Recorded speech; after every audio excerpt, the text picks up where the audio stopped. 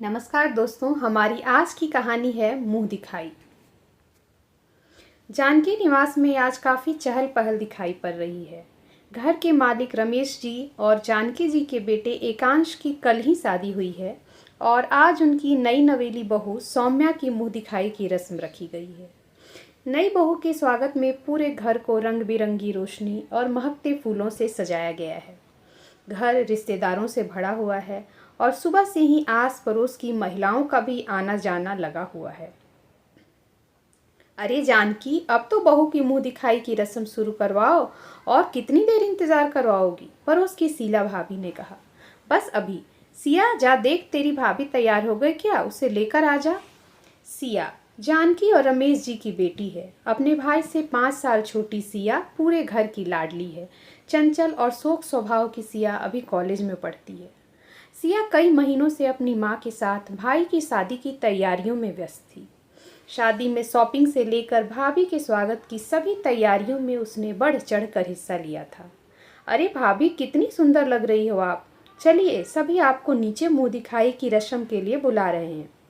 गहरे गुलाबी रंग की जरदोजी की भारी साड़ी और सुंदर गहनों से सजी हुई सौम्या वाकई बहुत खूबसूरत लग रही थी।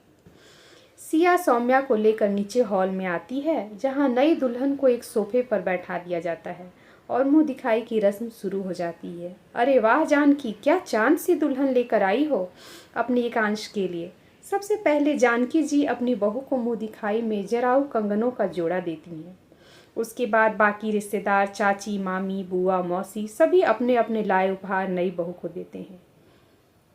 इसके बाद पड़ोस की औरतें नई बहू को मुंह दिखाई की नेक देती हैं और ढेरों आशीर्वाद देकर अपने अपने घर चली जाती हैं।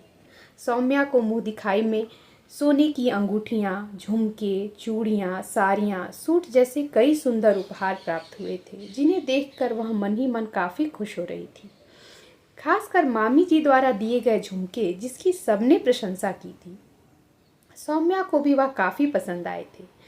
अरे नई बहू अब काफ़ी थक गई होगी। सौम्या बेटा, अपनी भाभी को कमरे में छोड़ा और यह सारा सामान भी ऊपर पहुंचा दे, बुआ जी ने कहा। जी बुआ जी। सौम्या अपनी भाभी और उपहार में मिले हुए सारे सामानों को लेकर कमरे में जाती है। उपहार में मिले हुए सारे सामानों को वह बिस्तर पर रखकर कहती है, भाभी अब आप कपड़े बदल कर थोड़ा आराम कर लो, तब तक मैं इन सारी चीज़ों को आपकी अलमारी में रख देती हूँ, बाद में आप अपने हिसाब से अरेंज कर लेना। इसके बाद सिया उपहार में मिले सभी चीज़ों को अलमारी में रखने लगती है। सिया बेटा, जरा यहाँ आना। हाँ माँ, अभी आई, कहकर सिया जल्दी जल्दी सामान अलमारी में रखने लगती है और फिर नीचे चली जाती है। अगले दिन से सभी मेहमान वापस अपने अपने घर जाने लगते हैं। अब शादी के सभी काम धीरे धीरे खत्म हो रहे हैं और सभी अपने अपने दैनिक कार्यों में व्यस्त होने लगते हैं। एक दिन एकांश के ऑफिस के दोस्तों ने उन दोनों की शादी की खुशी में पार्टी रखी थी। सौम्या वहां जाने के लिए तैयार हो रही होती है तो वह सोचती है कि मामी जी के दिए हुए झुमके पहन लेती हूँ, वह साड़ी के साथ काफ़ी अच्छे लगेंगे। लेकिन अपनी अलमारी में इधर उधर देखने के बाद उसे झुमके नहीं मिलते, तो वह सिया को आवाज़ देती है और झुमकों के बारे में पूछती है। सिया अपने मोबाइल पर अपनी किसी फ्रेंड से बात करने में व्यस्त रहती है और वह बेपरवाही से कहती है कि सभी चीज़ों को आपकी अलमारी में रख दिया था, देखो वहीं कहीं होंगे। लेकिन काफ़ी ढूंढने पर भी सौम्या को कहीं झुमके नहीं मिलते, तो वह कुछ और पहनकर पार्टी में चली जाती है। लेकिन सौम्या का मन पार्टी में भी झुमकों में ही अटका रहता है। वह सोचती है कि झुमके आखिर गए तो गए कहाँ। वह घर आने के बाद फिर से अपनी अलमारी को खंगालती है, लेकिन उसे झुमके कहीं नहीं मिलते। झुमकों का इस तरह से गायब हो जाना और सिया का बेपरवाही से जवाब देना सौम्या के मन में खटकने लगता है। उसके मन में शक आ जाता है कि कहीं सिया ने वह झुमके तो नहीं ले लिए। नहीं नहीं, ऐसा नहीं हो सकता, वह सोचती है। लेकिन फिर झुमके गए तो गए कहाँ। वह अपने पति से अपने मन की बात जाहिर करती है, लेकिन एकांश सिया का नाम सुनते ही नाराज हो जाता है। तुमने ऐसा सोचा भी कैसे? ढूंढो अपने झुमके, यहीं कहीं कमरे में होंगे। पति की नाराजगी देखकर सौम्या चुप हो जाती है और किसी और से इस बारे में बात नहीं करती।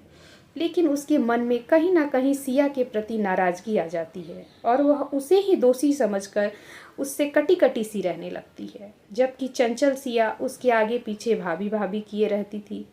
वह सौम्या में आए इस बदलाव का कारण नहीं समझ पाती है। इस बदलाव को परिवार के और लोग भी महसूस कर रहे थे। जानकी जी के इस बारे में पूछे जाने पर सौम्या ने टाल दिया, जिससे जानकी जी भी परेशान थी। तभी एक दिन उनके घर काम करने वाली नौकरानी छुट्टी ले लेती है और जानकी जी सभी से कहती हैं कि आज सभी अपने अपने कमरों की सफाई खुद करेंगे, क्योंकि कांताबाई आज छुट्टी पर है। सौम्या सोचती है, चलो अच्छा है, आज अपने कमरे की अच्छे से सफाई कर लूंगी, क्योंकि काम वाली बाई तो बस सामने से ही झाड़ू पोछा निपटा कर चलती बनती है। सौम्या झाड़ू लेकर अपने कमरे की सफाई करने लगती है। जैसे ही वह पलंग के कोने में झाड़ू डालती है तो ऐसा लगता है जैसे कोई चीज़ वहाँ फंसी हुई है। वह थोड़ा कोशिश करके उसे निकालती है तो उसकी आंखें आश्चर्य से खुली रह जाती हैं, क्योंकि वहाँ उसके झुमकों की डिबिया गिरी हुई थी। तो झुमके यहाँ गिर गए थे। शायद जब सिया ने उपहार को मुंह दिखाई वाले दिन बिस्तर पर लाकर रखा था, उसी वक्त जल्दबाजी में वह गिर गए थे। लेकिन अब सौम्या को अपनी सोच पर शर्मिंदगी होने लगती है और उसकी आंखों में पश्चाताप के आंसू आ जाते हैं। तभी एकांश वहां आ जाता है और उसके हाथों में झुमके देखकर कहता है, मैंने कहा था ना तुम्हारे झुमके यहीं कहीं होंगे। सौम्या को अपनी सोच पर बहुत पछतावा होता है। वह सीधे सिया के पास जाती है और उससे माफ़ी मांगते हुए कहती है, सिया मुझे माफ़ कर दो। माफ़ी? लेकिन किस बात की? सौम्या सिया को सारी बात बताती है, जिसे सुनकर सिया एकदम खामोश हो जाती है। तब तक जानकी जी भी वहाँ आ जाती हैं और यह सब सुन लेती हैं। सिया को इस तरह खामोश और उदास देखकर सभी चुप खड़े हो जाते हैं। लेकिन तभी सिया मुस्कुराने लगती है और कहती है कि चलिए, आपको माफ़ किया, लेकिन इसके बदले आपको मुझे ढेर सारी शॉपिंग करवानी पड़ेगी। सौम्या प्यार से सिया के गले लग जाती है। सभी लोग हंसने लगते हैं और इस तरह से चंचल शोक सिया ने एक गंभीर माहौल को अपनी समझदारी से हल्का कर दिया था। जानकी जी गर्व से अपनी बच्ची को देखकर मुस्कुरा रही थीं। धन्यवाद। Please like, share and subscribe to our channel.